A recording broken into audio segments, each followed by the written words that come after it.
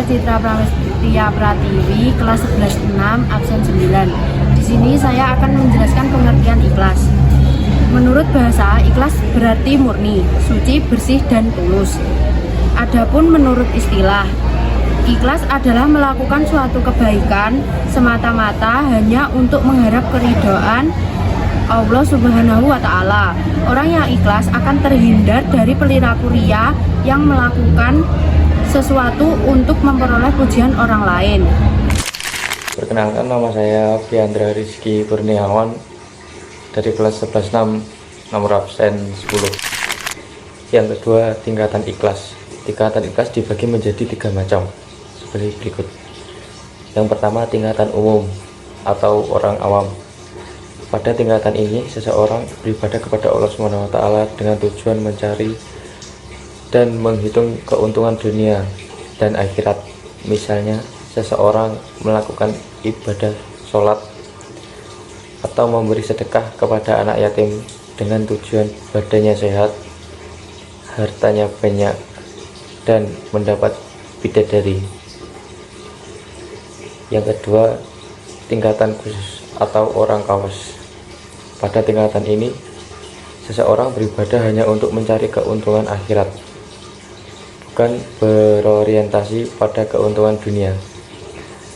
Seseorang pada tingkatan ini beribadah sambil hatinya berharap untuk memperoleh pahala, surga, dan semua yang berorientasi pada akhirat.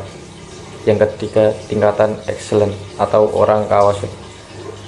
Pada tingkatan ini, seseorang beribadah tidak ada motivasi apapun kecuali mengharap ridho Allah Subhanahu wa Ta'ala. Seseorang beribadah setiap hari bukan sebagai kewajiban, melainkan kebutuhan sebagai hamba. Dengan kata lain, ia beribadah tidak lagi didasari keinginan dunia maupun akhirat, melainkan didasari oleh rasa cinta, mahabbah, dan rindu kepada Allah Subhanahu wa Ta'ala. Sehingga orang pada tingkatan ini mencapai kenikmatan dalam setiap ibadah yang dikerjakan. Assalamualaikum warahmatullahi wabarakatuh. Perkenalkan, saya Ilham Prakusasakti, absen 11 dari kelas 11-6. Di sini saya akan membacakan surat yang terdapat di dalam ikhlas, yaitu surat Az-Zumar ayat 2. Inna anzalna li'aika kitaba bil haqqi fasbudillaha summakhisalahudin. Artinya, sesungguhnya kami menurunkan kitab Al-Quran kepadamu Muhammad dengan hak, maka sembahlah Allah dengan mengikhlaskan ketaatan kepadanya. Sikap ikhlas yang berkaitan dengan agama, peribadatan atau ketaatan terdapat dalam 12 ayat Al-Quran yang berbeda. Ayat-ayat tersebut terdapat lafaz yang berakal. Orang yang senantiasa berbuat ikhlas disebut mukhlis. Ikhlas merupakan syarat diterimanya suatu amal. Keikhlasan seseorang berkaitan dengan erat dengan niat, karena ikhlas berasal dari dalam hati. Ikhlas bertujuan menjauhkan diri dari sifat pamer dan kemunafikan. Kedua hal tersebut dapat menghancurkan kemurnian suatu perbuatan. Menerapkan sikap ikhlas dapat memberikan dampak positif. Di antaranya, amal yang diterima mendapatkan ridho Allah Subhanahu wa Ta'ala dan memperoleh kebaikan dunia dan akhirat. Assalamualaikum warahmatullahi wabarakatuh.